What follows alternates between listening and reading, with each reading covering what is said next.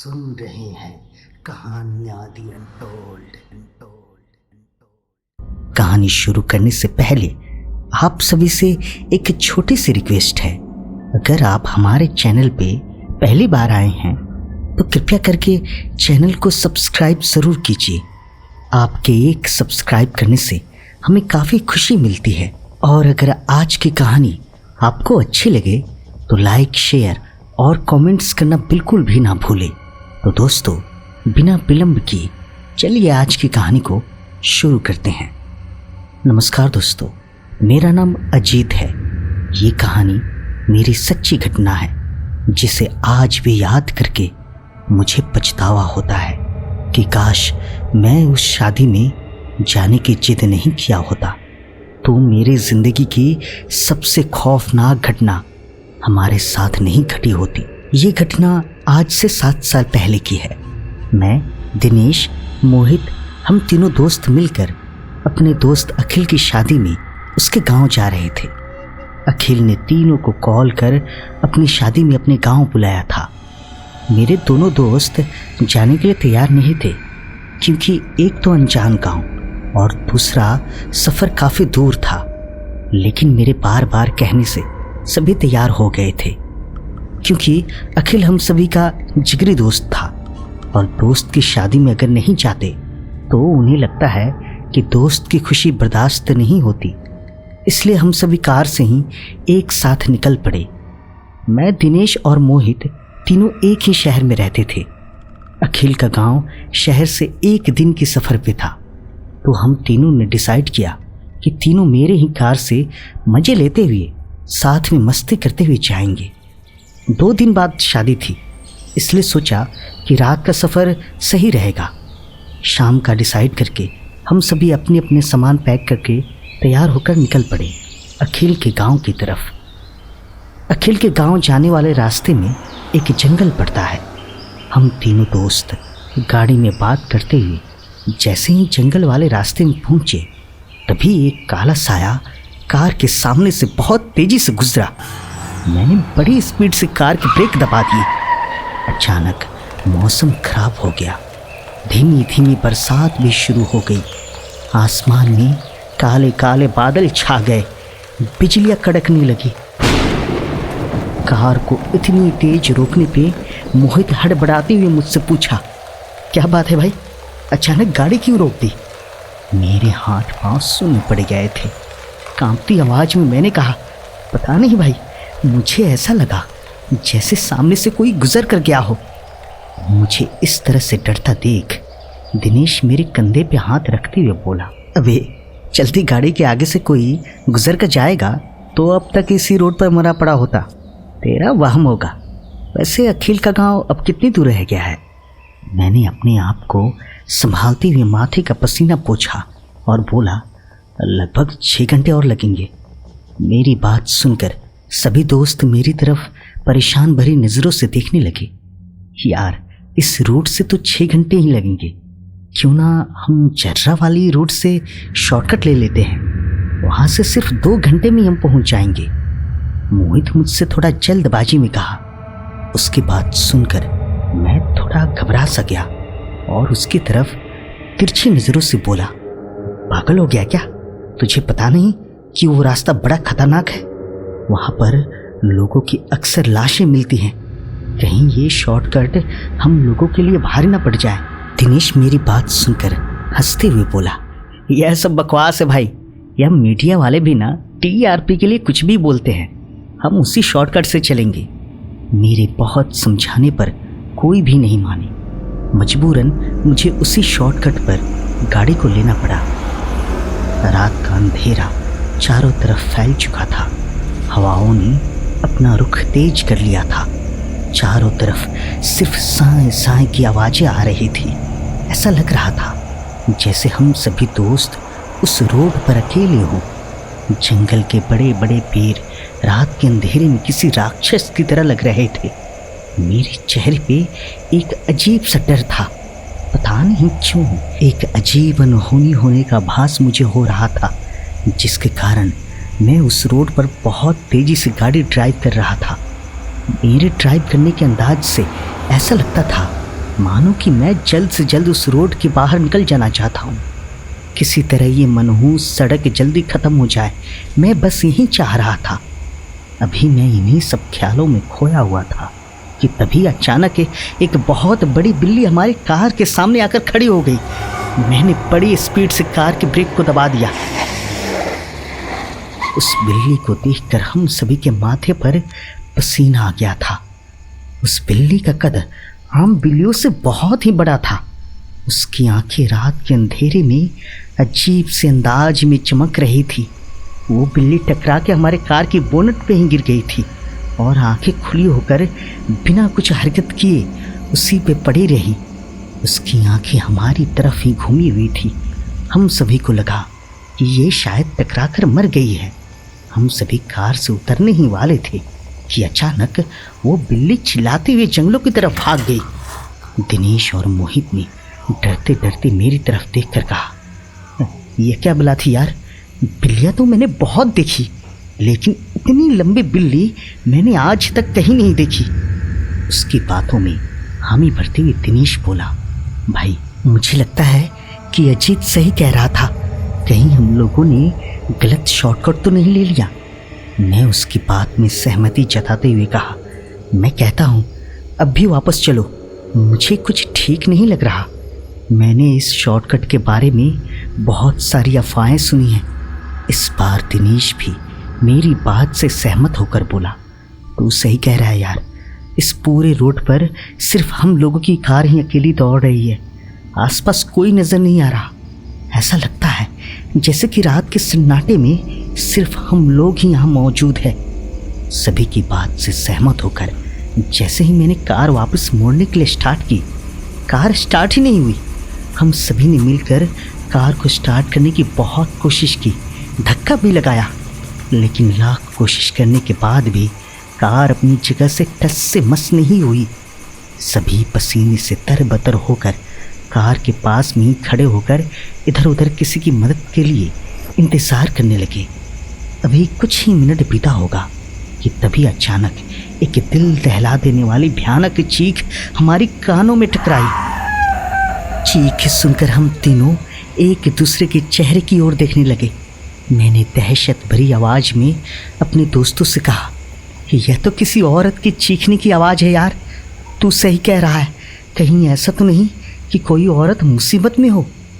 दिनेश मेरी बात पे सहमति जताते हुए कहा। दिनेश की बात सुनकर मोहित उस पर एकदम सा चिढ़ते हुए बोला, क्या बात कर रहा है यार?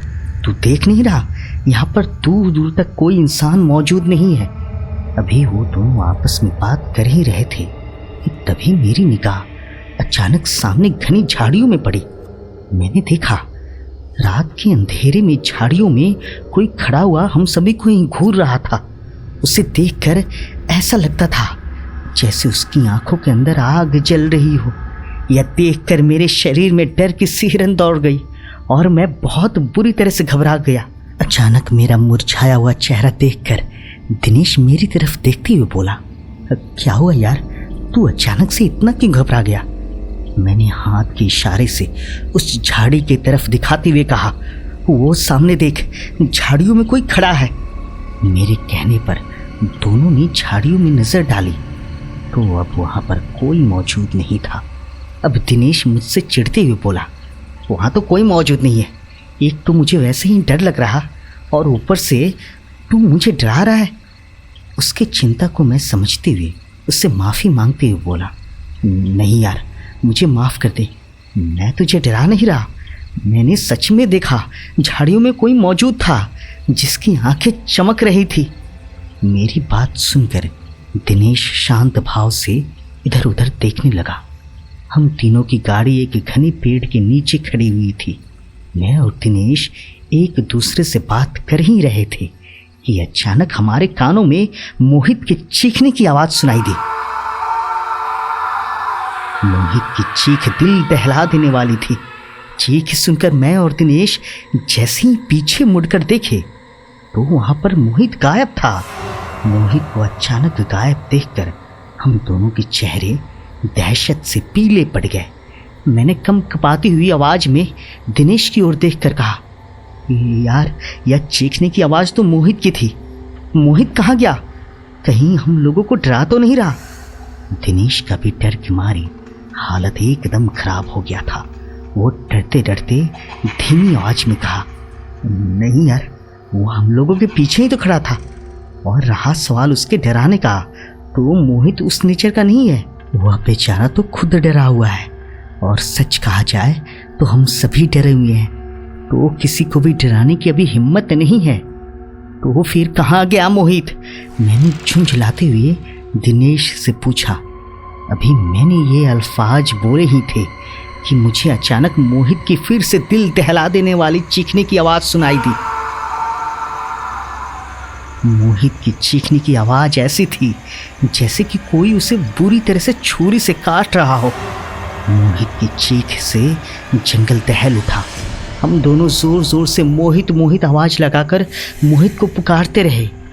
कुछ देर बाद मोहित की चीखने की आवाज़ शांत हो गई।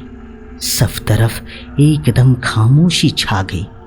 मैं दिनेश से कुछ कहने ही वाला था कि तभी अचानक घने पेड़ के नीचे से मोहित की लाश धड़ाम से नीचे गिरी। मोहित की लाश देखकर हम दोनों के गले से चीख निकल गई। मैंने देखा कि मोहित की लाश जमीन पर पड़ी हुई थी। लाश देखकर हम दोनों के दिमाग ने काम करना बंद कर दिया था। हमने देखा कि मोहित की लाश से आंखें गायब थी। उसके चेहरे का मांस जगह जगह से कटा हुआ था। ऐसा लग रहा था जैसे कि किसी जंगली जानवर ने उसके चेहरे को पूरी तरह से फाड़ दिया हो। मोहित का भेजा बाहर निकला हुआ था। दिनेश चिल्लाते हुए मेरी तरफ देखकर हताश होते हुए कहा, हम सबकी जान खतरे में है अजीत, भलाई इसी में है कि भाग यहाँ से भाग। मेरा दिमाग मोहित की लाश देखकर काम ही नहीं कर रहा था। डरते हुए मैंने दिनेश की तरफ देखकर बोला, लेकिन मोहित। दिनेश मुझे संभालते हुए खूब जोर से झंझोरा और हड़बड़ाहट में बोला, मोहित मर चुका है, और अगर हम लोग ऐसे ही यहाँ पर खड़े रहे तो कुछ देर बाद हम भी मारे जाएंगे। चल भाग यहाँ से। इतना कहकर हम दोनों मोहित की लाश को छोड़कर वहाँ से भागने लगे। लेकिन हम दोनों के साथ एक अजीब खेल हो रही थी। दोनों बहुत देर तक भागते रहे, लेकिन घूम फिर कर वहीं उसी कार के पास वापस आ जाते। हमें अब समझ में नहीं आ रहा था कि आखिर करे तो क्या करे। हम दोनों की सांसें फूलने लगी थी। थक हार कर हम दोनों अपनी कार के बाहर ही बैठ गए। मैंने हाँफते हुए दिनेश से कहा, ये सब क्या हो रहा है यार? हम चाहे कितनी भी दूर भागकर चले जाते हों, लेकिन घूम फिर कर वहीं वापस आ जा रहे हैं। दिनेश ना समझ की स्थिति में मेरी तरफ देखकर बोला, मेरी भी कुछ समझ में नहीं आ रहा है। काश मैं तेरी बात उस वक्त मान लेता। हमें यह शॉर्टकट नहीं लेना चाहिए था। आखिर क्या राज है इस जंगल का? कौन है जो हमें मारना चाहता है? मैं दिनेश की तरफ मायूस होकर कहा, मैंने सुना है इस जंगल में काफ़ी साल पहले आदिवासी रहा करते थे जो काला जादू करते थे। कहते हैं कि वह दुनिया से अलग रहते थे।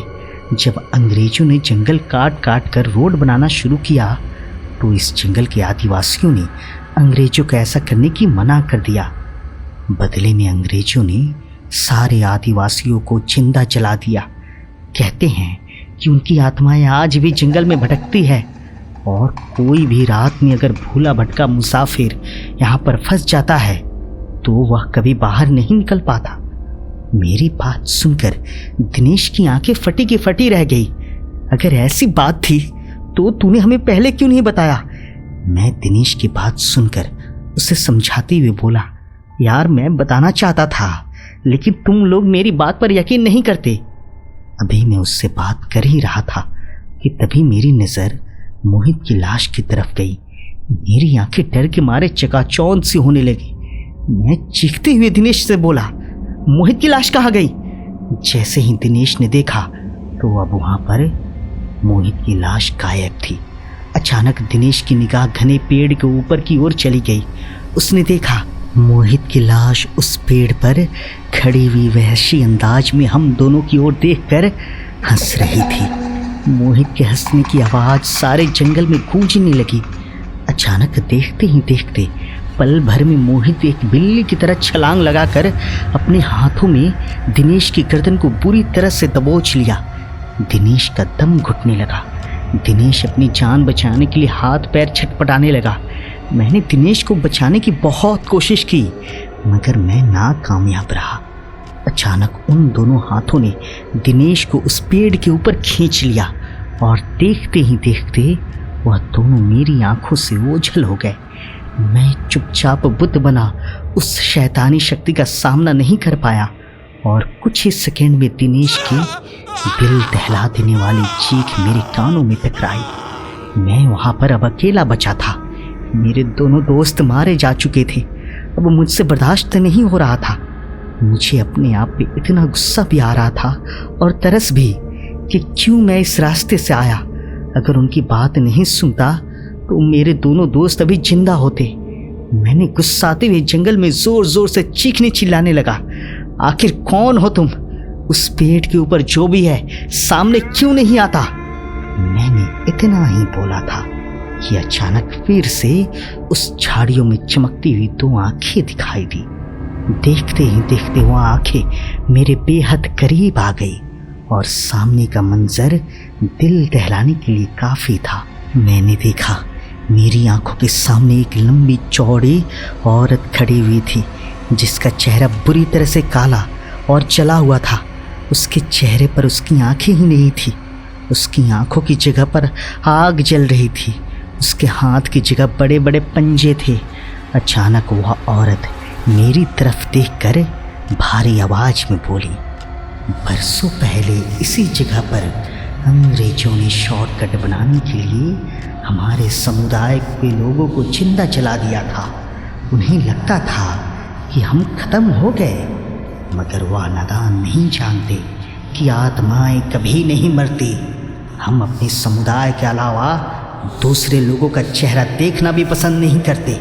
जब तक हम जिंदा थे तब भी हमने इस परंपरा का पालन किया और मरने के बाद भी हमने अपनी इस परंपरा को नहीं तोड़ा। इतना कहकर वो औरत एक भयानक काली परछाई बनकर मेरी आंखों के सामने से ओझल हो गई और उसकी खौफनाक हंसी पूरे वातावरण में गूंजने लगी। मैं उसकी आवाज सुनकर अंदर तक कांप गया था। मैं किसी भी हालत में उस जगह से निकल जाना चाहता था। अपनी पूरी ताकत लगाकर मैंने बजरंग बली का नाम लिया और इस बार सीधा ना भागकर उल्टी दिशा में ही भागने लगा। भागते समय मुझे ऐसा लग रहा था कि अब न तब वो चुड़ैल मुझे पीछे से हमला न कर दे। मैं बार बार पीछे मुड़ मुड़ कर अपनी पूरी ताकत से भागता रहा और लगभग आधे घंटे बाद मुझे वही हाईवे दिखाई दी जहाँ से मैंने शॉर्टकट का रास्ता लिया था। हाईवे देखते ही मेरे मन में थोड़ा सा आस आया कि शायद मैं बच सकता हूँ और फिर से भगवान का नाम लेते हुए जितनी जान बची थी पूरी ताकत लगाकर उस तरफ दौड़ने लगा। थोड़ी ही देर में मैं इस खतरनाक जंगल से बाहर निकल गया था। मेरा पूरा शरीर पसीने से लथपथ हो गया था। हाँफते हाँफते मैं सड़क पे ही गिरकर बेहोश हो गया। जब मुझे होश आया तो मेरे सामने पुलिस की जिप्सी खड़ी थी। मेरे चारों तरफ कुछ पुलिस वाले खड़े थे। जैसे ही मैंने पुलिस वालों को देखा तो मैं उनके पैरों पर गिरकर जोर जोर से रोने लगा और सारी घटना बताते चला गया। उन्हीं पुलिस वालों में से एक पुलिस ने बोला, तुम सभी को ये खतरे वाली बोर्ड नहीं दिखा जाते समय? आए दिन इस दर्रे वाली रास्ते में हमेशा दुर्घटनाएं होती रहती हैं। खैर, पुलिस वालों ने मुझे अपनी जिप्सी पे बैठाकर थाने लेकर गए और मेरे घर वालों को बुलवा लिया। सारी बातें FIR में लिख दिया गया और मुझे वापस अपने घर वालों के साथ भेज दिया गया। 2 दिनों के बाद मेरी कार और दोनों दोस्तों की लाशों को भी बरामद कर लिया गया, लेकिन मैं अंदर तक इतना डर गया था कि अपनी कार लेने नहीं गया और अपने दोस्तों के अंतिम संस्कार तक देखने नहीं गया। वो घटना मेरी जिंदगी की सबसे खौफनाक घटना थी। आज भी उस मंजर को जब भी मैं याद करता हूँ तो पता नहीं क्यों मेरे शरीर में अजीब सी सिहरन सी होने लगती है और मैं ये सोच में पड़ जाता हूँ कि आखिर उस रात में कैसे बच गया। वो चुड़ैल मुझे क्यों नहीं मारी? कहानी शुरू करने से पहले आप सभी से एक छोटी सी रिक्वेस्ट है। अगर आप हमारे चैनल पे पहली बार आए हैं तो कृपया करके चैनल को सब्सक्राइब ज़रूर कीजिए ताकि आने वाली सभी कहानियाँ सबसे पहले आप सुन सकें। और अगर आज की कहानी अच्छी लगी तो लाइक, शेयर और कमेंट्स करना बिल्कुल भी ना भूलें। तो दोस्तों, बिना विलंब किए चलिए आज की कहानी को शुरू करते हैं। आज की कहानी महेश की है, जो बिहार के मधुबनी के रहने वाले हैं। ये घटना आज से लगभग 15 साल पहले की है, जब वो हॉस्टल में रहकर पढ़ाई किया करते थे। ये घटना कोई मनगढ़ंत कहानी नहीं है, बल्कि उनके साथ घटी एक सच्ची घटना है, जिसे सुनकर शायद आप लोगों को यकीन ना हो, पर माने तो पत्थर में भी भगवान है और नहीं माने तो पत्थर सिर्फ चट्टान का एक टुकड़ा है। वैसे ही भूत प्रेत, छलावा, ये सभी का अस्तित्व भी इस दुनिया में होता है। जिनके साथ घटना हुई होती है ये सिर्फ उन्हीं को पता है, वरना मैं और आप इन सभी बातों को मजाक में ही लेकर बस इतना ही कहते हैं, अरे यार भूत वोत कुछ नहीं होता। खैर चलिए महेश जी की कहानी को मैं अपने तरीके से समझाने का प्रयास करता हूँ। नमस्कार दोस्तों, मेरा नाम महेश है। मैं अपनी 12वीं की पढ़ाई के दौरान हॉस्टल में ही रहता था। मेरा हॉस्टल मधुबनी के संत लॉरेंस रोड में है और हॉस्टल से कुछ ही दूर पर संत जॉर्ज स्कूल है। पूरे मधुबनी में यह स्कूल फेमस है। मिशनरीज स्कूल की बात ही कुछ और होती है। विद्यालय के इतना प्रसिद्ध होने के चलते ही मेरे घर वाले उस स्कूल में दाखिला करवाए थे। शुरुआती दिनों में मेरा सब कुछ ठीक चल रहा था, लेकिन बीते कुछ दिनों से मुझे कुछ अजीब अजीब सी बातें मेरे स्कूल के बारे में सुनने को मिलने लगी। स्कूल के ही पुराने कुछ लड़कों से मेरी दोस्ती हो गई थी, जो मुझसे सीनियर्स थे और सेंट जॉर्ज कॉलेज में पढ़ते थे, जो हमारे ही कैंपस में पढ़ता है। जब भी मैं स्कूल से वापस हॉस्टल में आता तो वो सभी स्कूल के बारे में कुछ ऐसी बातें बताने लगते जिससे मुझे अजीब सा डर लगने लगता। कभी कभी मुझे ये लगता कि ये सभी जानबूझकर मुझे हॉस्टल से निकलवाना चाहते हैं और मैं डर कर स्कूल ही छोड़ दूँ। लेकिन सबको एक ही बात दोहराता, जिससे मेरे मन में सच में अजीब सा डर बैठने लगा था। फिर सभी के सभी क्यों चाहेंगे कि मैं हॉस्टल या स्कूल छोड़ दूँ? उन लोगों की माने तो मेरे स्कूल के तीसरे माले को ही हॉन्टेड कहा जाता है। लेकिन कभी कभी यह गतिविधियां मेन फ्लोर पर भी देखने को मिल जाती हैं। जिस समय मैं 12वीं में पढ़ाई किया करता था, उसी वक्त मेरा हॉस्टल मेट सुधीर पटेल भी उसी स्कूल में 6ठी क्लास में पढ़ता था। सुधीर पटेल को मैं डरपोक तो नहीं कह सकता, लेकिन हाँ, उसे डर बहुत लगता था। वह आधी रात को अकेले वॉशरूम जाने से भी डरता था। मैंने उसे बहुत समझाया और उसका कॉन्फिडेंस लेवल बढ़ाने का बहुत कोशिश किया, लेकिन उसके मन में भूतों से जुड़ा दल यानी कि भूतों का डर घर कर चुका था, और वह भी बुरी तरह से। हमारे बहुत टोकने पर उसने आधी रात को किसी को जगाए बिना अकेले वॉशरूम जाना तो शुरू कर दिया। शुरुआत में सब कुछ ठीक रहा, लेकिन एक दिन यानी कि रात को उसने मुझे नींद से जगाया। वैसे तो मुझे मेरी नींद में खलल बिल्कुल भी पसंद नहीं है, लेकिन उसका हांफता स्वर सुनने से मुझे चिंता हुई और मैं हड़बड़ाकर उठकर तुरंत उससे पूछा कि आखिर क्या हुआ, क्या बात हो गई जो इतनी रात को मेरी नींद डिस्टर्ब करने चला आया। उसने मुझे जो कहा वह सुनकर तो मैं भी एक सेकंड के लिए डर गया। उसने मुझे बताया कि जैसे ही वह बाथरूम जाने के लिए हॉस्टल से निकला, वैसे ही वॉशरूम के पास बनाई गई खिड़की पर उसे कोई बैठा हुआ दिखा। लंबे लंबे बालों वाली आकृति से यह साफ प्रतीत हो रहा था कि वह कोई लड़की है। पहले मुझे लगा कि कोई लड़की गर्ल्स हॉस्टल से आ गई है, जबकि लड़कियों के लिए हॉस्टल के अंदर ही वॉशरूम की सुविधा उपलब्ध है और गर्ल्स हॉस्टल का कंपाउंड हमारे बॉय हॉस्टल से अलग है। तो ये बात पूरी तरह से क्लियर थी कि कोई भी लड़की हमारे बॉय हॉस्टल में नहीं आ सकती। इससे पहले कि मैं किसी भी प्रकार का एक्शन लेता, वह खिड़की से नीचे उतरी और उसने अपना चेहरा ऊपर उठाया, लेकिन मैं उसका चेहरा देखने के इंतज़ार किए बिना ही वापस दौड़ा दौड़ा हॉस्टल में आया और तुम्हें जगाया। एक पल तो मैंने यह सोचा कि वह मजाक कर रहा होगा, लेकिन आधी रात को वह मेरे साथ ऐसा मजाक क्यों करेगा, जबकि वह अच्छे से जानता है कि मुझे ऐसे मजाक बिल्कुल भी पसंद नहीं है। खैर, मैंने अपने 2-3 दोस्तों को उठाया ताकि उनके साथ जाकर देखे कि आखिर कौन है, और अधिक लोग रहेंगे तो हिम्मत भी बना रहेगा। हम सभी बाहर जाकर पूरी लॉबी का एक चक्कर लगा आए। साथ में हमने सुधीर पटेल को भी लिया, लेकिन हमें कुछ भी दिखाई नहीं दिया। हम सभी काफ़ी ढूंढने के बाद थक हार कर अपने अपने कमरे में आ गए थे। अभी कुछ ही मिनट बीता होगा, अचानक से किसी चीज़ की गिरने की जोरदार आवाज़ आई और गिरने के साथ ही साथ बड़ी जोरदार चीख पूरे हॉस्टल में गूंज गई। हम सभी जैसे ही चीख सुने, तुरंत ही अपने अपने कमरे से बाहर निकल उसी दिशा की तरफ भागे जहां से चीख आई थी। जैसे ही वहां पहुंचे, वहां का नज़ारा देख हमारे होश ही उड़ गए। हमने देखा कि हमारे ही हॉस्टल का मुकेश, जो 10वीं का लड़का था, वो बेसुध होकर फर्श पे गिरा हुआ था और उसके माथे से खून निकल रहा था। हम दौड़कर तुरंत गार्ड को बुलवाए और आनन फानन में उसे हॉस्पिटल लेकर गए। हम सभी को बड़ा ताज्जुब हो रहा था कि जहाँ पे वो गिरा था वहाँ ना आसपास फिसलन थी और ना ही पानी लगा हुआ था।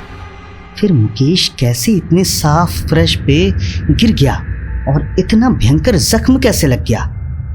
अगले दिन सुबह उसे जब होश आया तो उसने जो बताया वो सुन के हम सभी के थूक गले में ही अटक गए। उसने बताया कि वह बाथरूम से वापस आ रहा था कि तभी उसे पीछे से किसी ने जोरदार धक्का लगाया।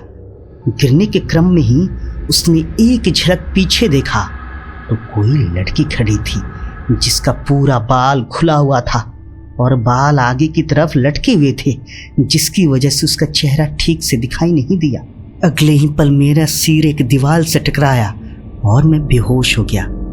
उस दिन के बाद से हम सभी में से कोई भी रात के समय अकेले बाथरूम नहीं गया, और अगर बहुत ज़्यादा इमरजेंसी होती तो 2 या 3 मिलकर ही बाथरूम जाते। एक दूसरा घटना मेरे साथ उसी स्कूल में हुई जहां मैं पढ़ता था। हमारे नए हॉस्टल का निर्माण कार्य चल रहा था, जिसकी वजह से पुरानी बिल्डिंग को तोड़कर नया बिल्डिंग बन रहा था। इसलिए हमारे रहने की व्यवस्था स्कूल के ही कुछ पुराने क्लासरूम में किया गया था। उन दिनों हमारी 10वीं की बोर्ड परीक्षाएं चल रही थी। मैं और मेरे 2 दोस्त हम रोज रात को चाय पीकर पढ़ने को बैठते थे। अगले दिन विज्ञान का पेपर था। मुझे 9वीं कक्षा तक विज्ञान बहुत ज़्यादा पसंद था। मैंने सोच कर रखा था कि मैं 11वीं कक्षा में विज्ञान लूँगा, किंतु जब 10वीं के विज्ञान से सामना हुआ तो मेरे विचार के प्रति सारा नज़रिया बदल गया। चाय पीने के बावजूद आंखों के शटर बार बार बंद हो रहे थे। हर रोज रनिंग करने वाला पंखा भी उस दिन जॉगिंग कर रहा था। कमरे के साथ साथ दिमाग का भी टेम्परेचर हाई था, जिस वजह से हम लोगों ने क्लासरूम के बाहर लॉबी में ही बैठकर पढ़ाई करने का फैसला किया, जो शायद हमें नहीं करना चाहिए था। करीब रात के 2:30 बजे होंगे। हमारे स्कूल के सेंटर में एक बाग बनाया गया है, जिसके आसपास पूरी स्कूल का निर्माण रेक्टेंगल शेप में किया गया है। मतलब हमारे स्कूल का मध्य भाग पूरी तरह से खुला है, जिसके कारण आप निचले फ्लोर से ऊपर के फ्लोर तक आसानी से चारों तरफ देख सकते थे। चारों तरफ क्या क्या हो रहा है। हमारे स्कूल के कुल 3 फ्लोर हैं, जिसमें से बीच वाले फ्लोर पर हॉस्टल की व्यवस्था की गई थी तथा माध्यमिक एवं उच्चतर माध्यमिक वर्ग खंड है। लगभग 2 घंटे तक बिना किसी ब्रेक के पढ़ने की वजह से हमारा दिमाग बार बार मेमोरी फुल का मैसेज दे रहा था, जिस वजह हमने आधे घंटे का ब्रेक लेने का फैसला किया और बाहर ही लॉबी में इधर उधर घूमकर बात करने लगे। हमें ब्रेक लिए मुश्किल से 5 मिनट ही हुए थे कि हम सभी को एक आवाज़ सुनाई दी, जैसे किसी ने ताली बजाई हो। हम सभी ने वह आवाज़ सुनी थी। आवाज़ सुनते ही हम सभी एक साथ चुप हो गए थे। सब कुछ बिल्कुल शांत हो गया और वह आवाज़ भी। हमें लगा कि शायद कोई दूसरा लड़का उधर होगा, इसलिए ज़्यादा उस बात पे ध्यान नहीं दिया और फिर से अपनी बातों में मशगूल हो गए। अभी हम लोग बात करना शुरू किए ही थे कि इस बार आवाज़ दूसरी तरफ से आई। फिर शुरू हुआ तालियों का ऐसा सिलसिला जो हम जिंदगी में कभी भी भूल नहीं पाए। आवाज़ तीसरे माले यानी कि छत से आ रही थी, जहाँ पर रात को कोई जाने की हिम्मत तक नहीं करता था। अब तो हमारे ठीक ऊपर वाले हिस्से से भी तालियों की आवाज़ सुनाई देने लगी थी। हम बिना हिले डुले उस घटना को अपनी आंखों के सामने घटता देख रहे थे, जहां देख तो कुछ भी नहीं रहा था, लेकिन आवाज़ चारों तरफ से आ रही थी। यह सिलसिला लगभग 1 मिनट तक चलता रहा, किंतु उस 1 मिनट में हमने जिस चीज़ का अनुभव किया था वह हमें सारी जिंदगी याद रहने वाली थी। खैर, उसके कुछ दिन बाद हम लोग एग्ज़ाम ख़त्म करके वापस अपने घर आ गए और हॉस्टल के बनने के बाद ही 11वीं की कक्षा में पढ़ना शुरू की। और भी बहुत सी छोटी मोटी घटनाएं हमारे सामने होती रही।